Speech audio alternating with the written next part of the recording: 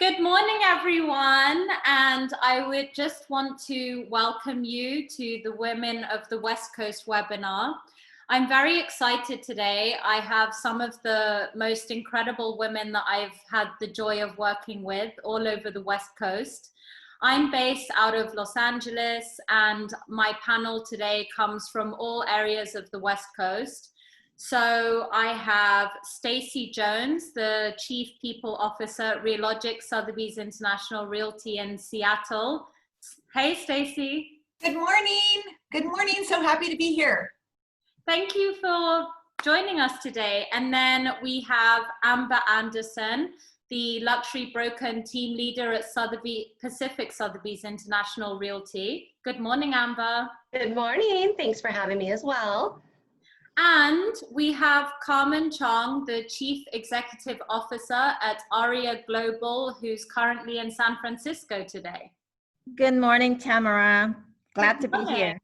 Well, thank you for all joining me. I really wanted to put this panel and webinar together because I just feel that, you definitely are all incredible women that I admire. And I'm sure a lot of women out there would be inspired to hear your stories and how you've been facing the challenges in your career and in this year, and how you've built so much success in the real estate industry, because you all have. So I think let's start with, I would love for you all to tell me a little bit about yourself. Let's start with Amber. Oh, okay. So I am a mother and a wife. I've got two young girls, one going into first grade and one going into second grade. So it has been a lot of fun during this time just to get to spend time with them. I have been in the business, I should say real estate specifically, since 2009. And prior to that, I was in the mortgage business for about 7 years. Focusing specifically on, I should say, the end of my career on foreign nationals. So I was really trying to bring international to my business. I had, early in my undergrad, I went to San Diego State and I had studied, my major was international politics. My plan was to go into the State Department, do public diplomacy. I had studied twice over at Oxford University, specifically on international politics sessions. So really for me, when I got into the mortgage business, it was actually, I was waiting to get into the Foreign Service, and it took us, probably about 6 to 9 months to get into the Foreign Service, which, in terms of politics and even jobs, when you go onto Capitol Hill, your entry-level position in many of those industries are very, the salary or the wage is very small. So I think the first year in the Foreign Service, I was excited to make about $22,000 a year. And I landed myself having to get a job while I was waiting in the mortgage business. And for whatever reason, I had two, I knew nothing about finance, but my two things were, as long as I enjoyed what I was doing and I felt challenged, I was willing to be, I needed a job.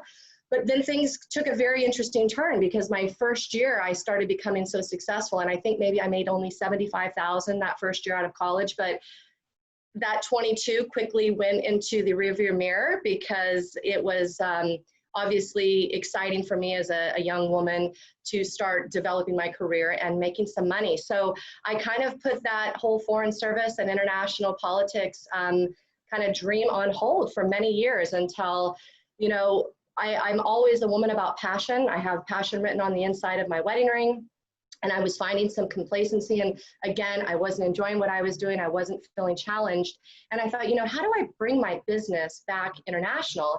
And so I came up with this idea of becoming this foreign national expert. And so I was traveling all over the world doing seminars about buying in San Diego, but I had my mortgage hat on. I'd give all the leads to an agent because I wasn't selling real estate. I wanted to do their loans. And in fact, Sotheby's International Realty had been on my vision board for 2 years before I made the move, because international was our middle name. As I was traveling all throughout the world, I would see the offices. I mean, I loved the luxury. And so it was an easy fit when the subprime market crisis happened in '08, and foreign national products were probably one of the first to disappear almost overnight. And very shortly after, within a few months, I decided to shift my gears into something I was a little bit more passionate with, which was real estate and really building and pursuing my international passion. And that's where I've been ever since. I've only been with Sotheby's International Realty since I started my real estate career, and couldn't be happier. So that is my little story. Stacy. Yes, well, I will tell you, I do not have Oxford in my portfolio of resume. So kudos to you, girl. I call you good trouble because there's a string of good stuff in there. I guess my line's a little straighter than yours, but has led me to similar, you know, I'm somebody who believes always surround yourself with excellence. And so when I graduated from college, I was in marketing, and that's still the core passion. I'm a people person. I love great brands, whether it's a great shoe or, you know, we've been blessed now to create brands within our condominium towers and even our brokers. So I started humbly as a secretary at Eddie Bauer Corporate, and I went to the best company back then because I'm good old shit here, just saying, 25 years in the business. And I went to the best company that I thought had the best corporate culture. And what I'm very proud is I got to work with some amazing women during that time. The vice president of advertising and the director were all women. And I learned what good leadership looked like early on. I learned what a company that's about excellence and quality and service looked like. There was a mantra on the back of our business cards that we carried about surpassing customer service with excellence and quality. And I stayed there for about 12 years, helped run their advertising department with about 120 people, and very proud of that tenure there. But pivoted when I met Dean. I say he was basically marketing himself, and I bought Fish On and pivoted from that experience to basically, he and I started Realogics as a marketing consultancy back in 2000, 2001. And we worked out of our kitchen, and we did something I think that was very different. We stayed true to branding. We were working in the new construction pre-sale market. There was a very large Goliath brand in our local market that was winning a lot of the business. And we did something that I still to this day believe: say no to things that aren't on brand for you. Don't worry about giving up business. Be true to you. Do things that create meaningful imprints, because you don't get a new name tomorrow. Everything you do today equals what tomorrow will be. So be mindful. So we focused on small projects, created a lot of unique branding that we've won 130 marketing and sales awards, and sold about $2 billion. And around 2008, Sotheby's knocked on our door and said, hey, you guys got amazing market share, 16 condominiums, you're doing great work. We see you as positive disruptors. We want a stronger footprint in the Northwest, and had the blessing to work with the executive team. And we launched in 2010, Sotheby's International Realty. So we've just enjoyed our tenure with our brokers, and we've grown very slowly from, I think we started with 4 brokers, and that first year we were only up to about 30 people. I really believe in real estate, we all should have egos, because it takes a lot of kahunas every day to get up, but point your ego forward, not against others. So my mantra early on was no mean people. If you had a spirit that was divisive or took all the air out of the room, I said, good luck, see ya. So we grew very organically. We've got about 310 brokers, 55 staff members, and that's the seat I sit today. Amazing. Carmen, what's your story? Well, my story will be a little bit different. So I was born and raised in Nicaragua, and I came to the United States in 1979 during the Civil War that was happening. My parents just decided to let me go along with my older brother with another family. So I was here in the States you know, in a foreign country, and I didn't know how to speak English that well. I didn't find myself in any ethnicity, basically, because I would speak Spanish, but then I spoke a very little English, and then I spoke very little Cantonese. So the high school for me was kind of like a shock because I never saw so many Asian and so many American and so many African American, so many different cultures all together once. So that was one thing. But you know, I just had to prove to my family that I can do this on my own, being just 16 at that time. So went to school, graduated in accounting, business concentration, business administration, concentration in accounting. But then one of my best friend asked me to move into the mortgage business, like you, Amber. I went to work for a major retail bank, and that's where I got my training. And from there, I moved into a wholesale broker, and from there, I went to a correspondent lender.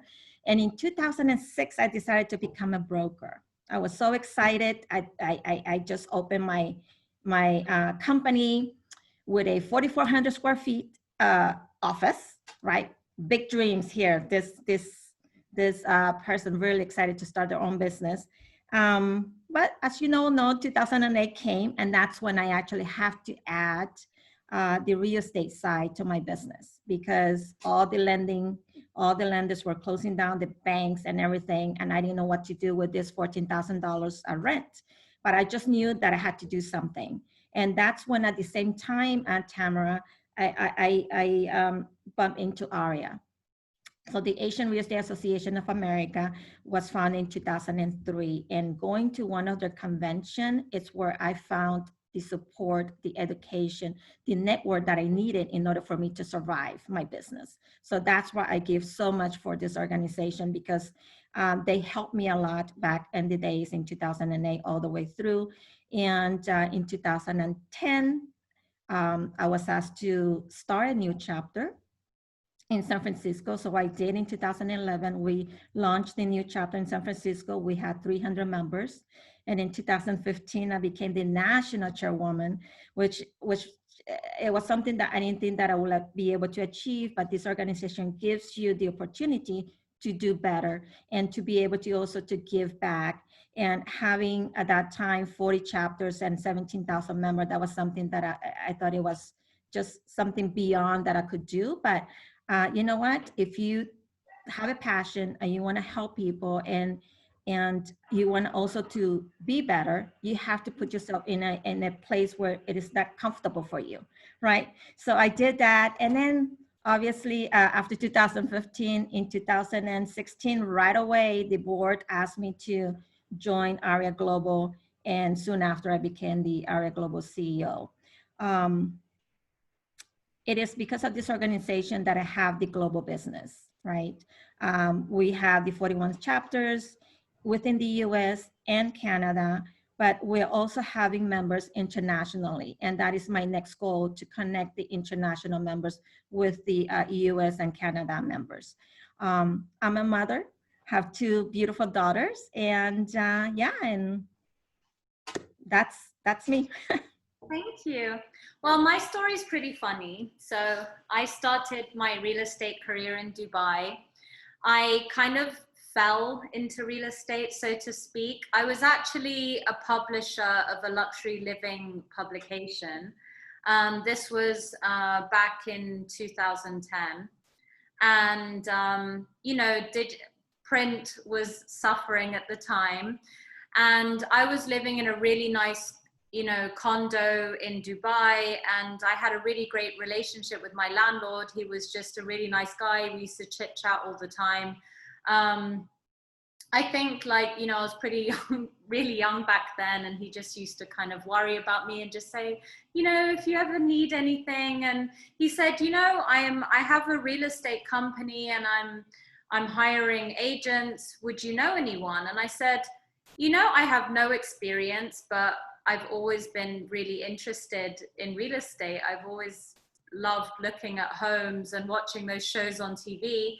And then he said, okay, if you're interested, you can come to my office tomorrow and, you know, I can train you and you can kind of do it on the side. So I said, okay, great. So I go to his office the next day.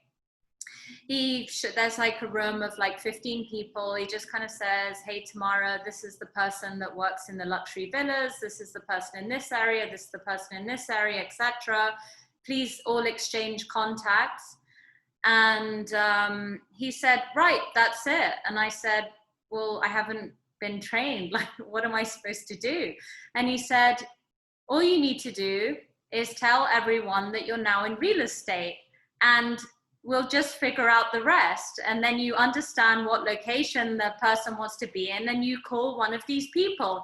And eventually you're gonna fall into the place that feels right for you. And obviously you have to go get licensed, but that's basically it. You just keep telling people you're in real estate. And it started where it was 20% of my time. And I was still had my other business. And then within 6 months, I realized that I was dedicating, 20% of my time to this business. It was making 80% of my income. So I thought, wow, if I flipped over, imagine, how incredible this could be as a career. And I also started to really fall in love with it. So I did completely make the shift to real estate within about 6 months. Dubai is definitely a total new construction market. I mean, we don't even have anything traditional. I mean, it's a very young city. The city itself is less than 45 years old, which I find crazy. So it was always very dynamic and exciting. I actually met the owner of Sotheby's Dubai only around 4 years ago. And at that time, I kind of really wasn't ready to go and work with him. I had something really great going on. I was running one of my investors' real estate companies at that time.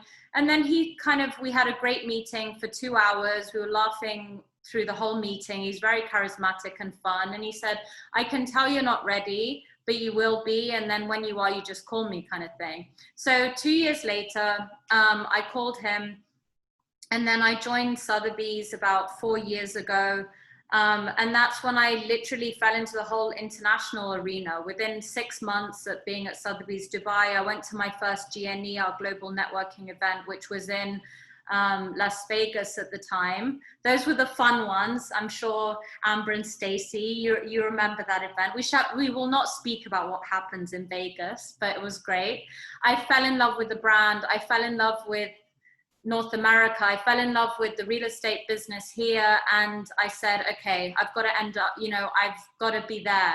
And it just felt so natural. So I ended up meeting an agent from Vista, Sotheby's International Realty, who said, you really need to meet our CEO, Rick Edler. He's just, one of the most forward-thinking people in the business, and you really need to meet him. And I was literally flying out the next day.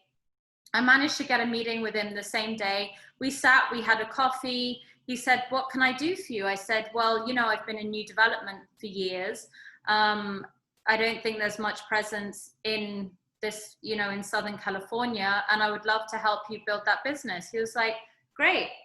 I'm like, okay, so now what happens? He said, well, you said you can build this business, so I'll give you the tools, tell me what you need, and you go build that business. And here we are. So, so here we are in LA. Very happy to be here and get to meet and work with amazing, incredible women like you all in this global real estate business. And this is really the start of my American career. So I think let's jump into the next thing. Morning rituals. I'll just say mine really fast, because I'm a definite believer that if your morning starts right, I think the rest of your day starts great. And I think you end up having great weeks and great years. So for me, I just think that mindset is a massive thing in our business. We're in a business that is a law of probability. And unfortunately, most of the time, the odds are against us. I mean, at best, your closing rates may be 20% out of all of the inquiries and the leads and the people we speak to. There's a lot of disappointments. There's a lot of heart attacks happening in deals. And I just think that mental strength is what gets us through the day, especially as women. So I think that getting your day right is really important. I always start with doing my gratitude list, at least 5 things, no matter how rough the day looks, or how rough this year has been. If you can get 5 things out there, you'll definitely get your head into a positive zone. Meditation, clearing out all the junk and noise in the head, I think is amazing. And then affirming really what you see and what you want, and fitness, you know, getting those endorphins going in the morning. And then I get on with my day. I would love to hear what you ladies do every morning. Stacy. Well, I love how purposeful you are, Tamara. So that's awesome. I think in the days of COVID, my world has changed. I used to get up super early and go straight into the computer and start working early. The blessing is now my son's home. I get to take my dog outside, which I love my golden doodle. I get to go down and snuggle my 14-year-old, which he still lets me snuggle, and make him a good breakfast. And then depending on some days I get out and get my morning run before the sun hits and the day gets going. And then, you know, like you, I think certainly taking a time out to think positive. I go to bed with positive thoughts and I wake up with how can I help my people today? That's my little world. Amber.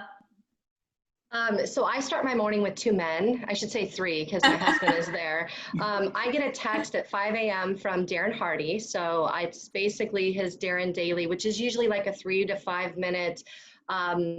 Typically it's a more business inspirational message, but it gets text right to me. That's usually my alarm clock. And so I want to start something with very positive. I read The Miracle Morning about 3.5 years ago, which really changed my world in terms of that same concept of your mind being healthy and starting your morning right. So we get the good, positive, you know, messaging in for the day with Darren, and then Andy Puddicombe is my next voice. That's the Headspace app, which I know he was at our last, Vista Sotheby's when they did the West Coast Level Up. The meditation aspect of things has been really challenging for me, which is why I still stick with it. Just to even do 10 minutes, believe it or not, is really tough for me. But I'm getting there, and you know, it just takes practice every day. So I'll listen to, you know, the Headspace app, and then typically I have 2 little ones. So depending on, and thankfully now I'm getting sleep. My youngest, up until maybe, that's the one great thing about COVID is she's finally been sleeping through the night. But sleep for me was never guaranteed in terms of, you know, consistent sleep, right? So, you know, having that routine of getting up at 5 a.m. or whatever time I wake up, depending on if I was, you know, up in the middle of the night. But I definitely try to get some type of messaging, whether it's from Darren, or I like to, you know, read a little bit from Ninja Selling is usually, but then I leverage Alexa for my gratitude. And so I don't know if you guys know this, but you could basically on your Alexa, I say, start my day. And so she tells me what the day is gonna be like in terms of temperature. And then she starts reading me my affirmations out loud. And this is, she basically will say, Amber, you're a referral magnet and you attract the most amazing clients. You deserve to win. You are the most sought after luxury realtor in San Diego. And then she tells me, you know, how long it's going to take me to get to my office. And then she says, have an amazing day today, and may you have gratitude for the many great things in your life. Family is everything, so give them the attention and love they need. Make someone smile. And then she plays Make Your Hands Clap like it's just a, you know, song, peppy. My daughters listen to this almost every day because they know as I'm going out the door, I say, Alexa, start my day. And so we go through, you know, so it's interesting when you hear somebody else read back your affirmations, you know, it's kind of fun because I'm not reading them per se, but I'm listening to them. Somebody else tell me, you know, about my amazingness as I walk out the door. Your little kids are going to become little mini Wonder Women, right? By just hearing that? Well, that is the idea, you know, it's just that positive shift of making sure your mind is right. And it's been the one thing that I could depend on when all else sometimes can be crumbling. And we know in our business, it can be extremely stressful. It's just been able to have that level-headedness that everything's going to be fine. You know, I'm attracting what I want. So let's start with attracting the best from the beginning. You know, our minds are powerful. Absolutely. Carmen. Yeah, so prior to COVID, I mean, I had this routine where I would wake up.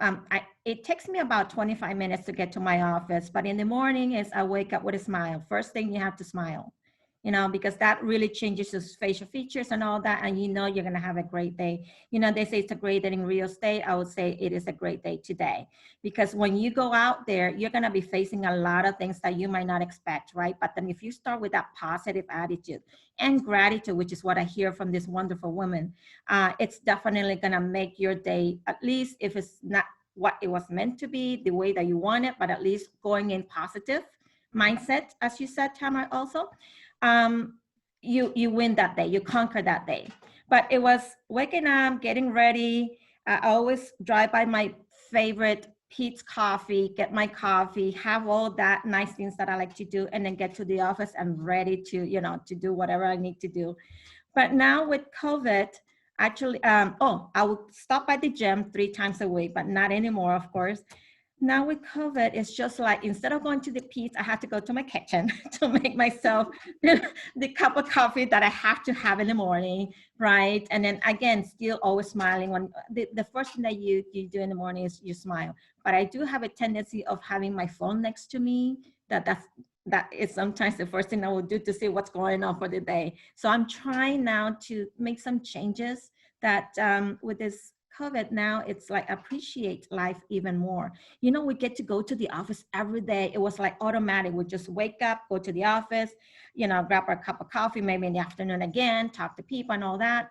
But at least for me, I was just like nonstop, and I didn't get to enjoy what life is out there. But this really made me kind of realize, what am I'm doing all this for what? For me to provide, of course, for my family, for my 2 daughters, and also for me. So I'm making little changes in there. So that's my routine right now. It's like I give gratitude that everybody that I know are okay, right? They're healthy, and pray for those that are not, and for speedy recovery.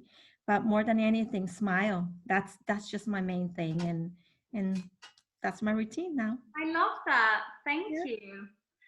So, next question. What is the biggest business lesson that you ladies have ever learned that you would like to share? Stacy. Well, this actually, so I think us women are very intuitive. I live my life on trusting intuition.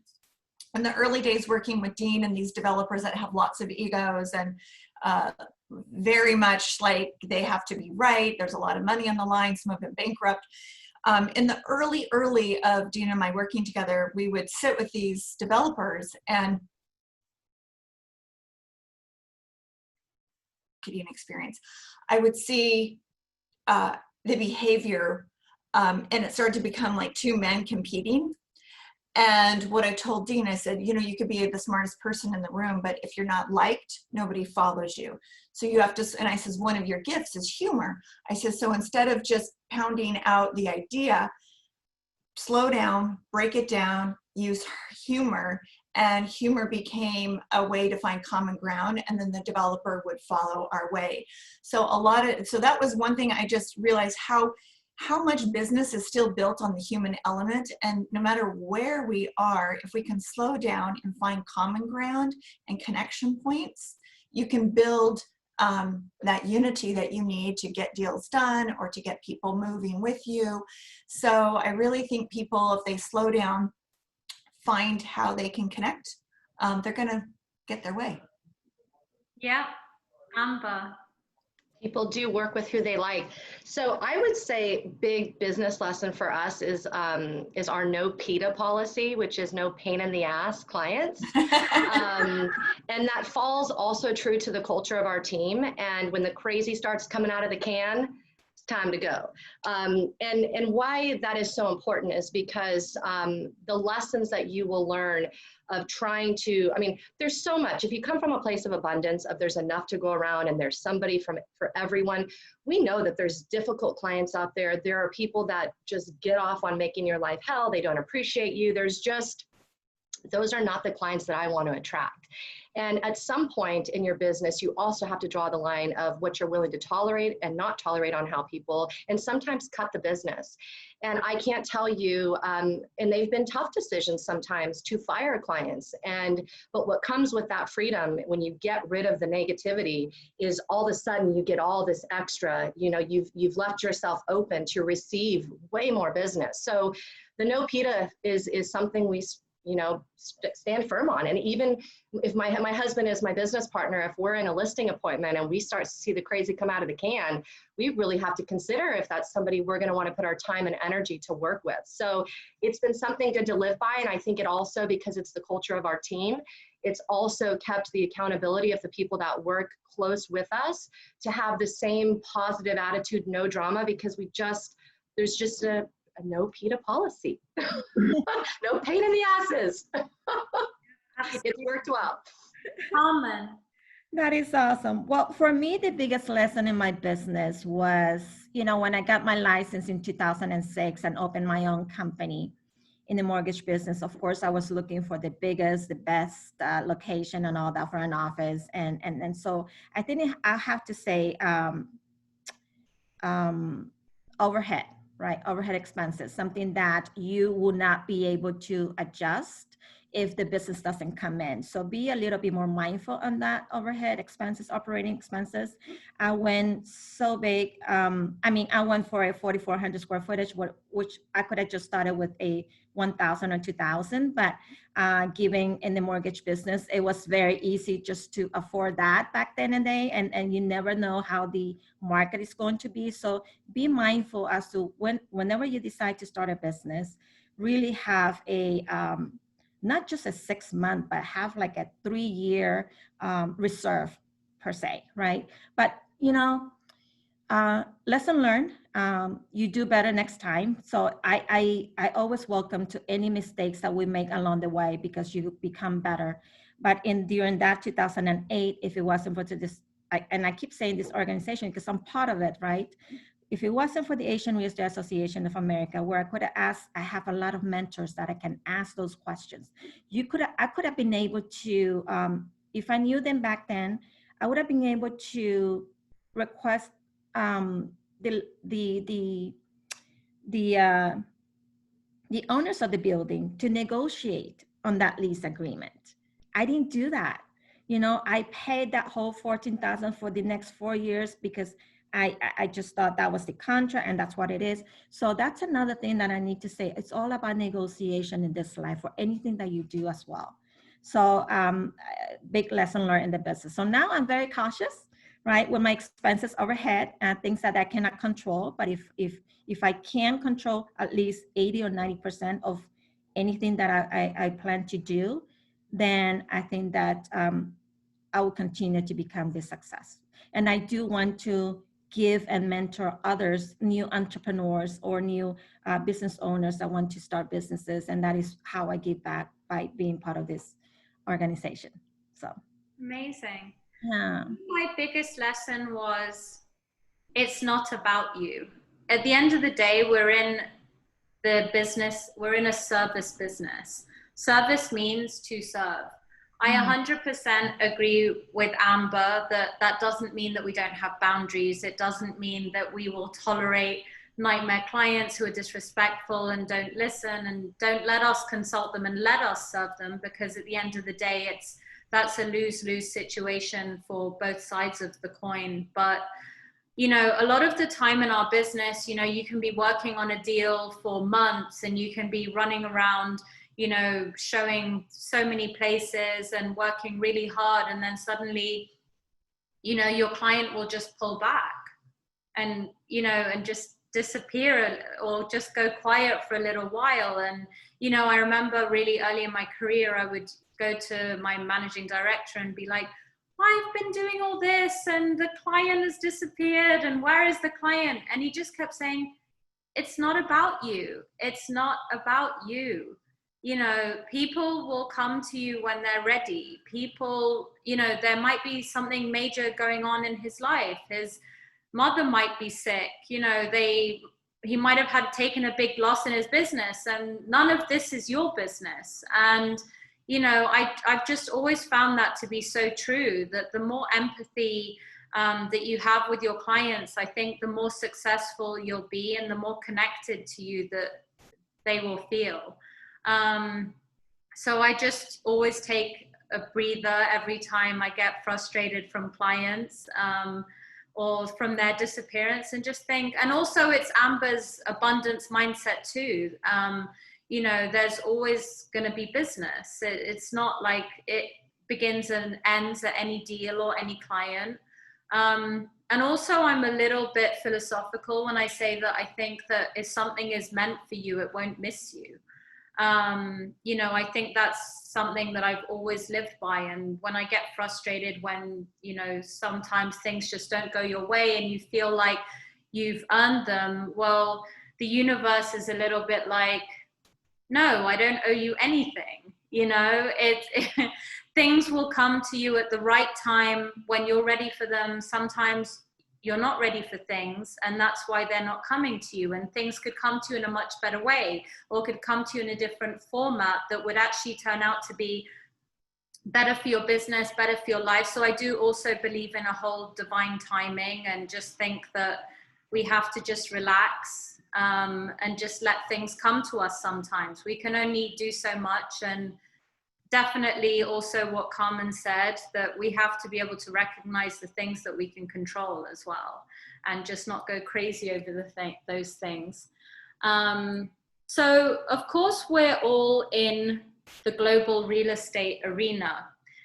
I know that it was obvious how we all used to, do our global business by traveling. All of us are very well traveled all over the world and connecting with people.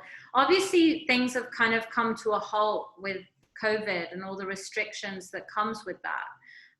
How have you all continued to, farm your global business connections, global clients with all of this restriction this year? I'd love to hear from you. Stacy. Well, I think, our global business is actually anchored in good relationships. So, I've invested in the relationships over the last 10 years, and those continue. I mean, the beautiful thing is they're friendships. They're people that I trust, that I like, and I care about them. So COVID actually forced all of us to slow down.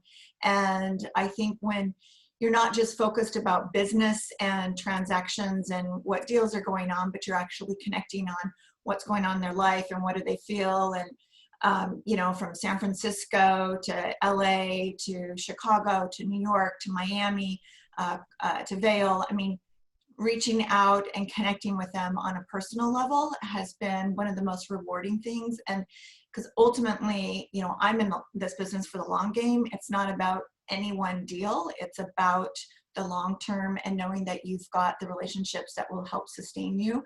And then those are those things that, show up. We've had some pretty significant referrals, $12 million referrals, $10 million referrals that have come through COVID. We're probably closing this week on the highest price, 25 million listing off market that came to us from COVID.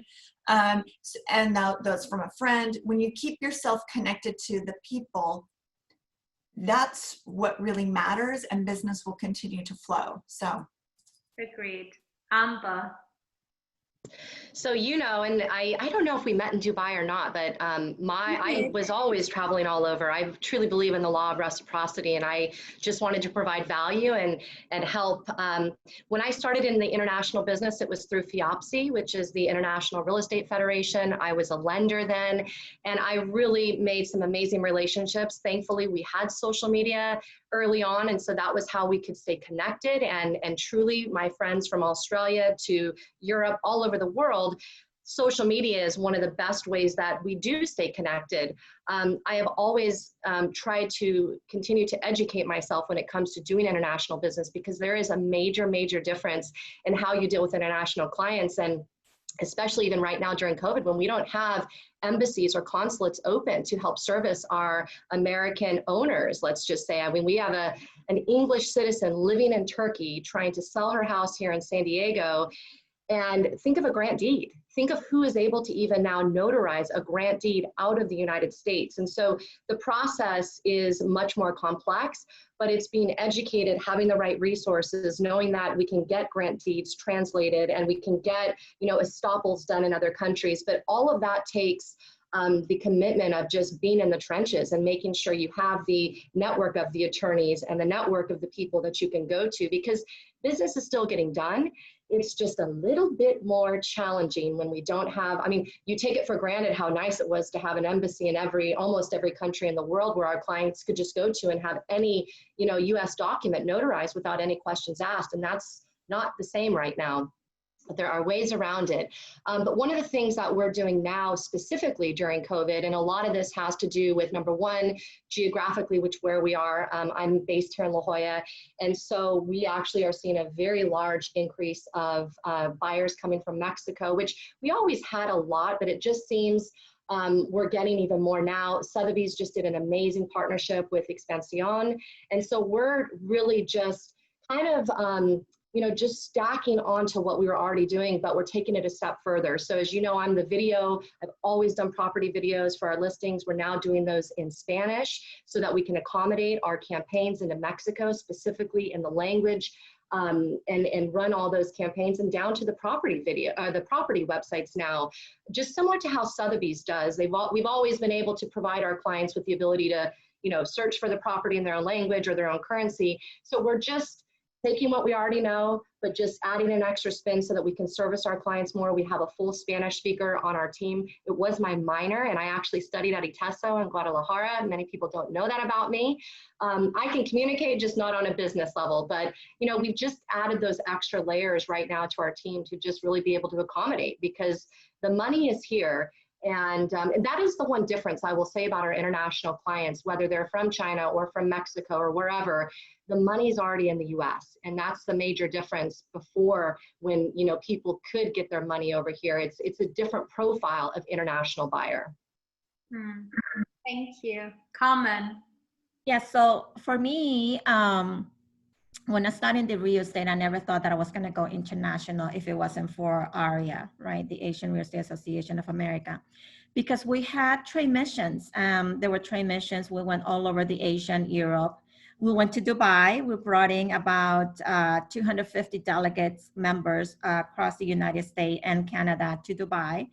We even got the license to be able to sell in Dubai. This was just last year, in the beginning of last year and everything. But if you want to get into international business, definitely you need to travel. But now with COVID, you can't. But as you, Stacy and Amber, you have built all this relationship for 10 years now.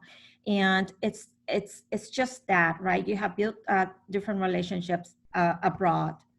But you go to these trade missions or to the, what we call it, global up close trips, where you go there and see different projects and be able to promote them and sell them. The one thing that you don't have is, and you cannot do, is when COVID happened, is not to be able to communicate, not to be able to let your clients know that you're still in business. So I think it was like 2 weeks after they told us to stay, you know, SIP, that we decided as an organization, we decided that we need to connect with everybody, not just with our chapters here in the US and Canada, but we needed to connect with the people outside.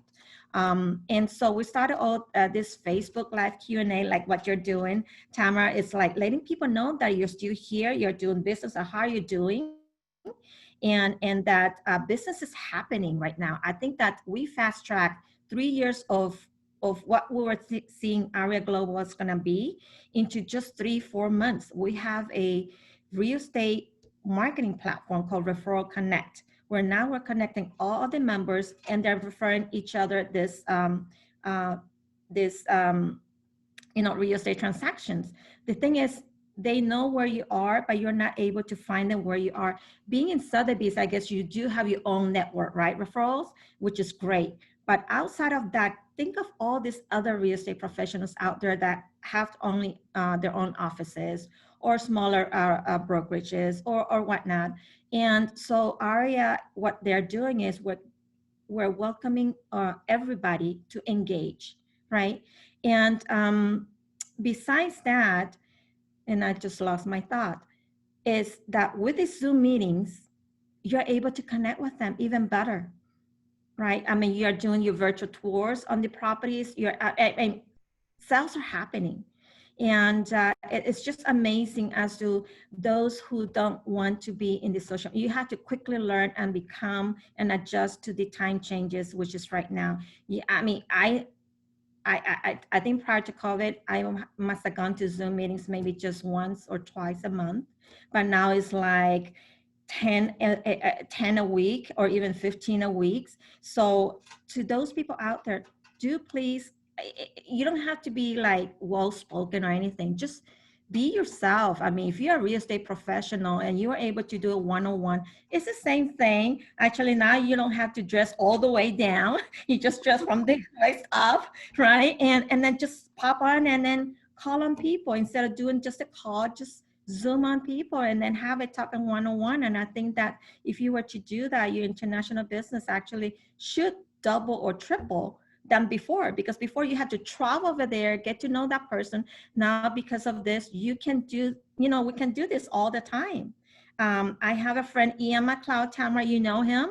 He's doing, he's doing his virtual property tours for the Mandarin Oriental Hotel, and he's having sales, a couple of sales from Hong Kong, and he doesn't have to travel. Before he had to do that, but obviously it is relationship that he may have built before, but not really like building relationship is one thing, or getting to know someone from outside is another thing.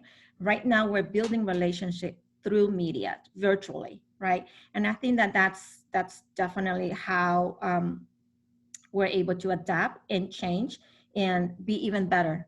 So I just can't imagine when we are out of this COVID or pandemic, how we're gonna be. We're called Wonder Women. I don't know, you're gonna have to call us Super Wonder Women or something like that. You have to create another layer for us, Tamara. I'll work on that. So speaking of Wonder Women, I would love to know if you feel that there are advantages or disadvantages to being a woman in the real estate industry. Stacy. Well, I think we would not be 100% honest if we didn't all say we have to work a little harder than a man does. And just in all candor, one of my great brokers, been in the business 30 some years, called this weekend dealing with a male chauvinistic developer and needed our support and had to, it frustrates me in the era of Me Too and how much we should all be thinking that whatever we bring to the table is what we should be judged. We do get judged on how we present ourselves. And, but what I would say is I turn every negative into a positive because I love to be that unexpected person in the room. They can take a look at you. If they don't know the trajectory of what you're bringing to the table, they might create their own valuation. And then when you come to the table, knowing your content, when you come to the table, bringing creativity and ideas that are refreshing, when you come to the table authentically and looking to create not just a deal, but actually listen first, care about the client.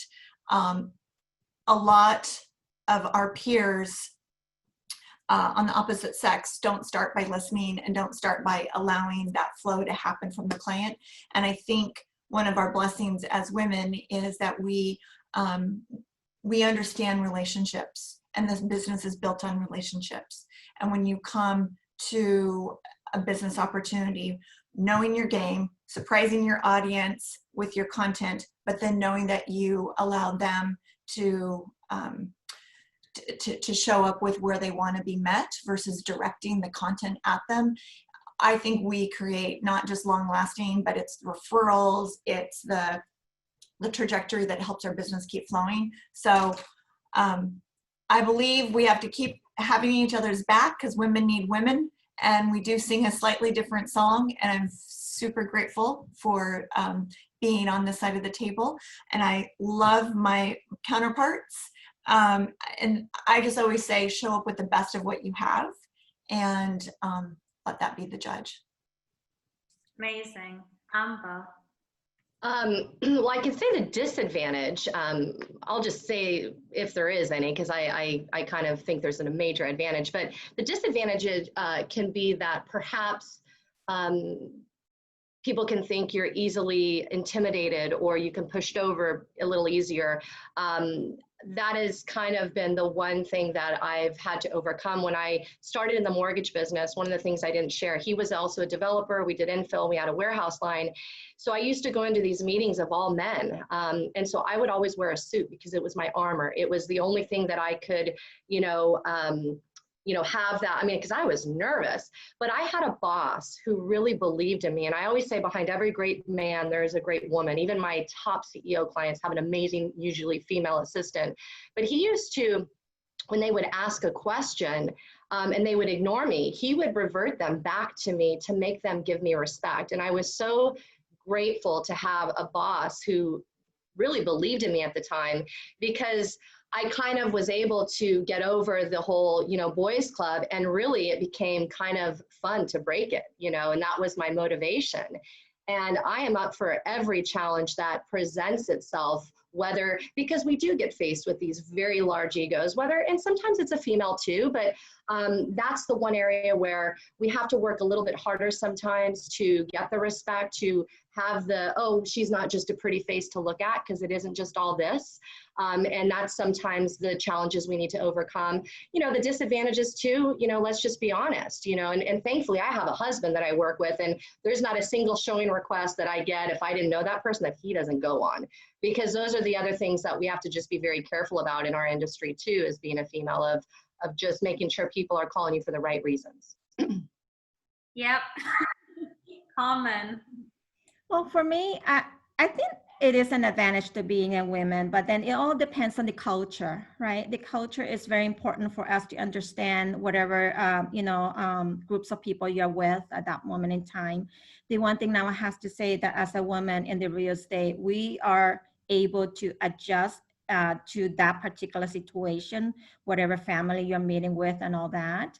But if you really pay attention to the different culture, it's the women that makes a decision that is behind that man when you're looking at the clients, right? It is the women that actually has the power to make, to move forward on whatever it is. The man, and in some culture, of course, we put the man on the front because you always have to have, they're the strong, they are the protectors and all that. So we let them think that way. But for us women who are very smart, know your graph, but know your things, so that when they see you, they don't see you as a woman, but they see you as a real estate professional. They see you as someone that knows and is able to advise you and all that. So I don't see it as being a disadvantage or advantage. I actually take being a woman to be advantage and advantageous, that is, and to know how to use it for your own benefit. And it's all about respect. I mean, Amber, you said it, you were in that group of all males, and they gave you that respect. So it is respect to be earned, whether you're a man or even a woman, of course, right? 100%. So what is your mantra, Stacy? Mine's very simple. You move towards that what you think about. So just as Amber is saying, our mindset, our positivity, that's, my kids know that, my brokers know that, it's written on the invisible wall, and it comes out all the time, because the most powerful thing we can do is fill our mind with positive strength and where we want to go. And I've had that ever since a kid from my mom. And I was going to say, I bet if we all looked, we would have a strong woman behind us that guided or was somebody that we wanted to emulate. So I don't think any of us ended up here because of a man. I think we ended up here with probably a strong woman behind us. But move towards that what you think about, and great things can happen. For sure. My personal mantra is actually something from Nike. I've always been very drawn to fitness brands because I just love the athlete mindset. I love the whole idea that to get whatever you want, you need resilience. There has to be a fight.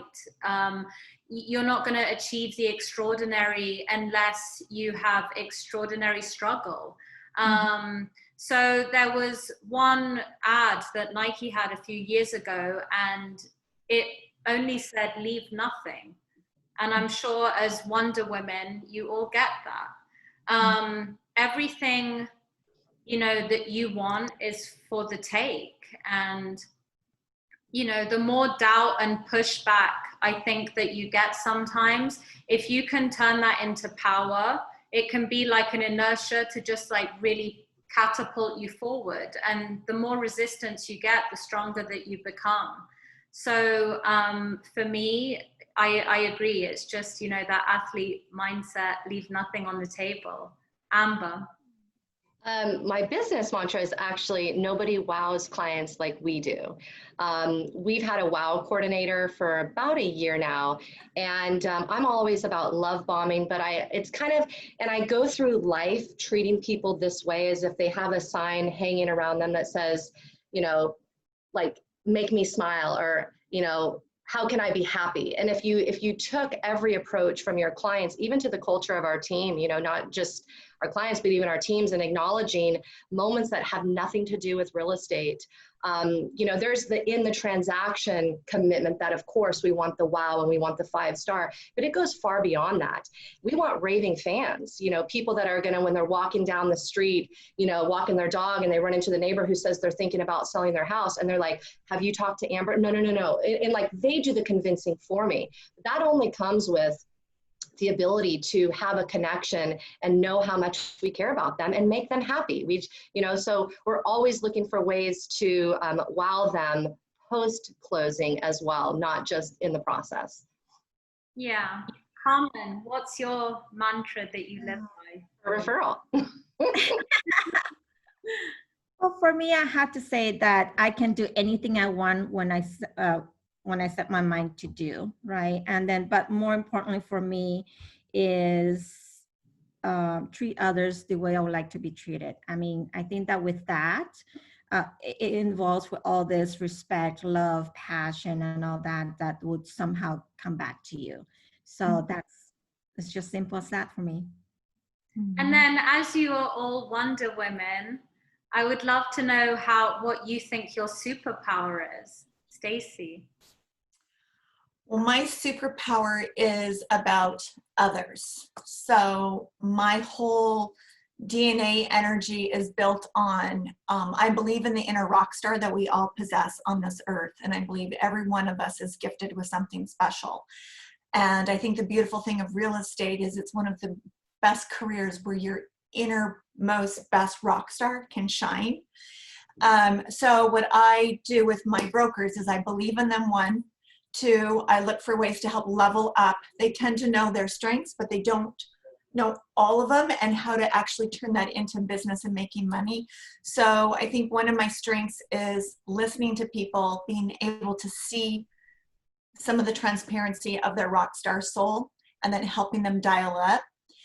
Because that's where I get my joy. If they create success, they create wins, they create their aha, like, oh my God, a broker realized she just did a $9 million referral to Vancouver, BC, just by stepping into her own power. But most people need a little bit of a push. And my nicely thing that I say to people, which probably is a little bit, whatever, but I always say, I'm a wife that you're not looking for. I'm a 4-letter word that's going to keep you accountable. I'm going to spank your ass slightly when you're out of line, and I'm going to support you when you do well. I want to be your first champion. So that's kind of my little thing. Amazing. Amber. So I would say my superpower is my energy.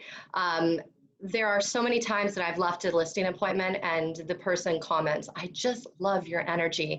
And it was interesting because I was kind of going through some of your questions with my husband, and he also brought that up, and he's like, well, obviously, you know, one of the things that I was so attracted to you was your energy, which does come from the positivity and how I feel my mind. But it also, I think, is something where if I am on the stage speaking, I have a natural ability to have kind of a gravitation. And I think that has a lot, people feed off of energy. I mean, people can actually suck the energy from you too, which you have to be careful of. But I think it's an amazing gift, and it's a superpower that has enabled me to connect well with others. whether it's live in person, digitally, through the camera, through video.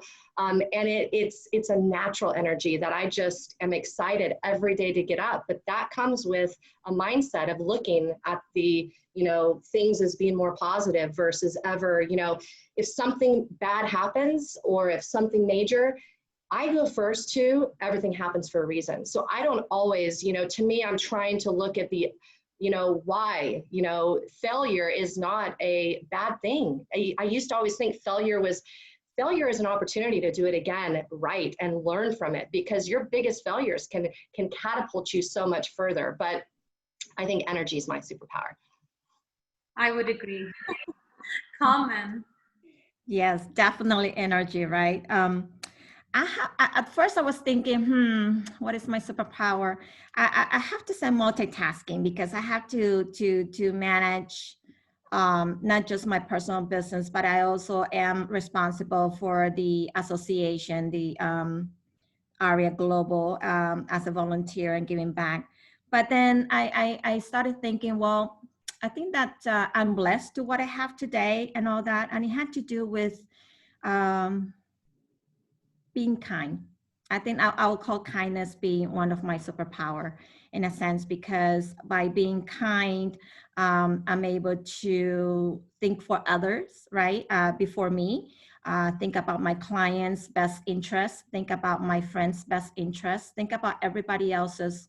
And then, but by doing that, they all would take care of me in a certain way. They always come back to me. So at the end of the day, I think that I would choose kindness. That's because that's always in my mind every single day, what it is that I can do for that client, for that friend, for that person that I just met, and for the organization as well, of course.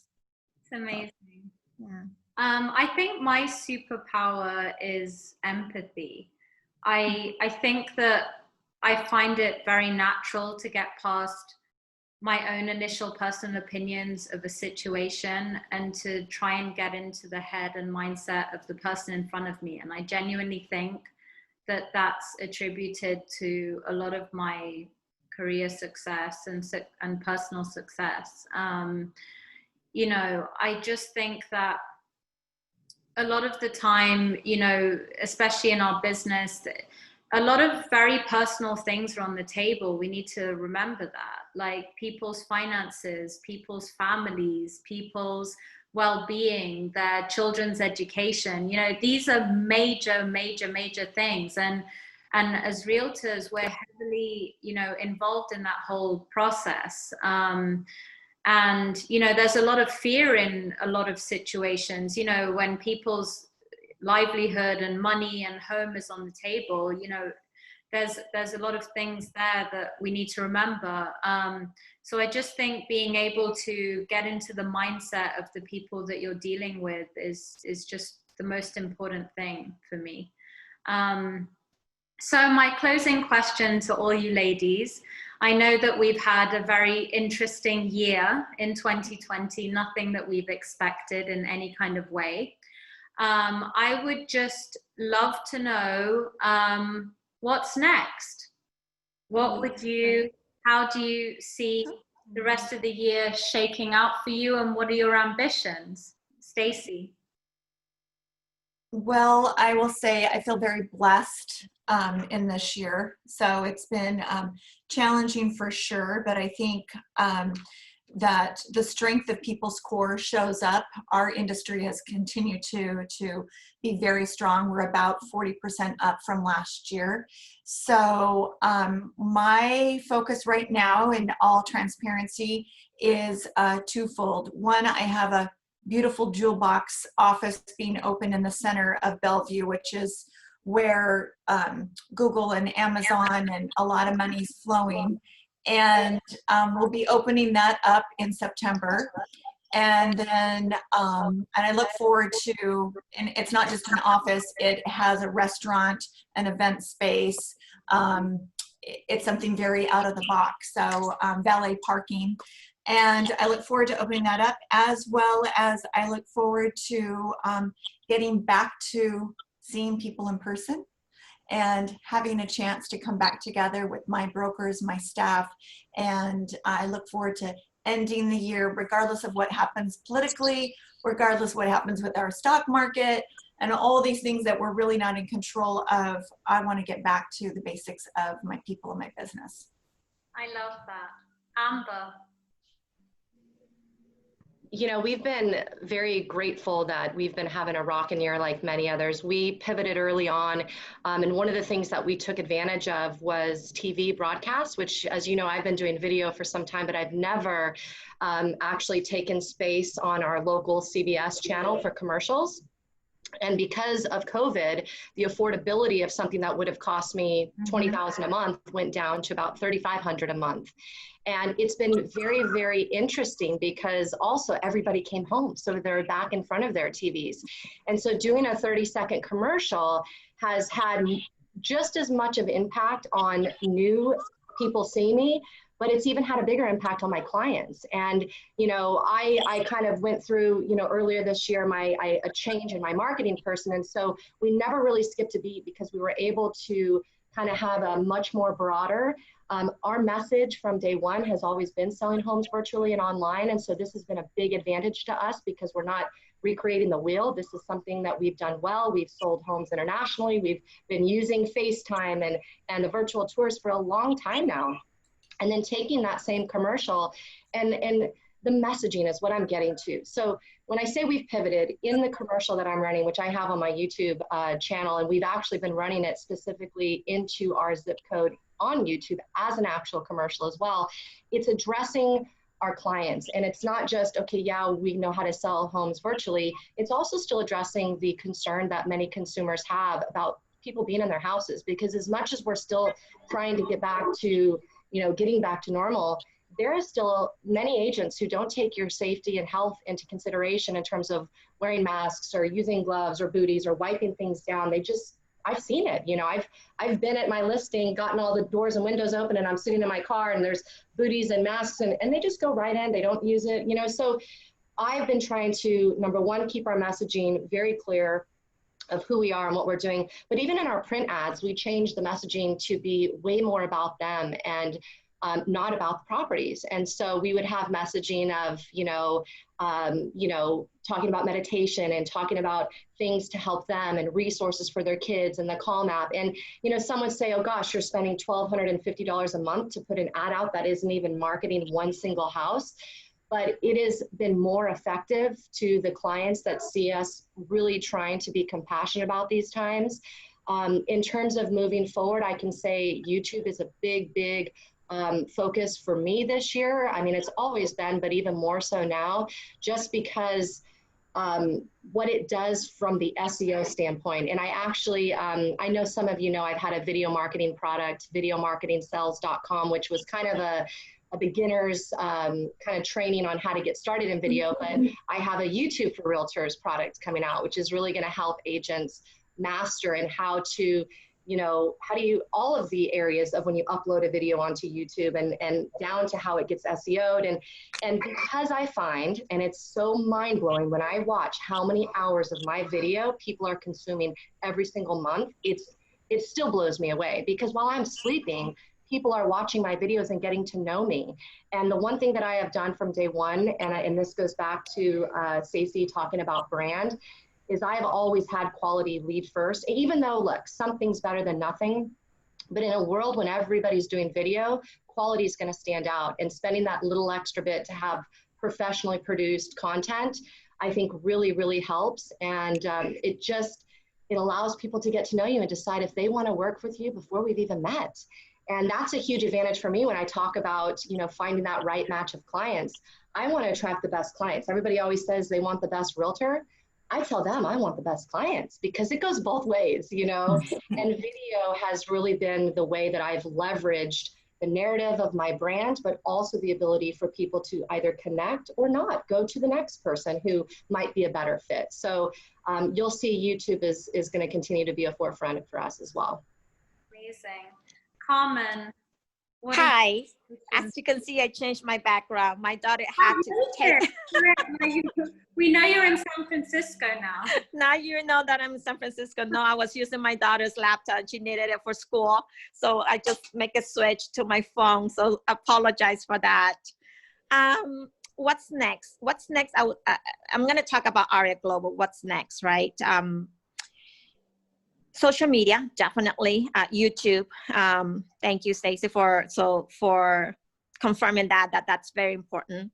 Lots of educational videos, conferences. We're going to have conferences for AREAA coming up in October, but for AREAA Global, we just had a AREAA Global Congress, which was a 3-part series, and it was really, really well accepted. And it seems like a lot of the real estate professionals out there, they're hungry for information, for education, for what should they do next, or how to use social media to connect with the people. So that's something that I'm working on to make it very consistent for AREAA Global. The second part that we're doing too is to engage all the international members that we have, but not in the platform, getting them to be part of the platform so that we can ultimately have all the AREAA members connect with our international members that we know or may be part of, and then just create this huge community where we can start talking with each other, referring with each other, and of course, mentoring each other, because there's always someone that knows more, or you can easily just ask questions. Hey, can you tell me how to overcome this challenge with this client or whatnot? So I want to create that huge community where everybody's talking to each other and helping and supporting with each other, especially with this uncertain time. Next year, we don't know what's going to happen. Right now, we see that everything is busy. There's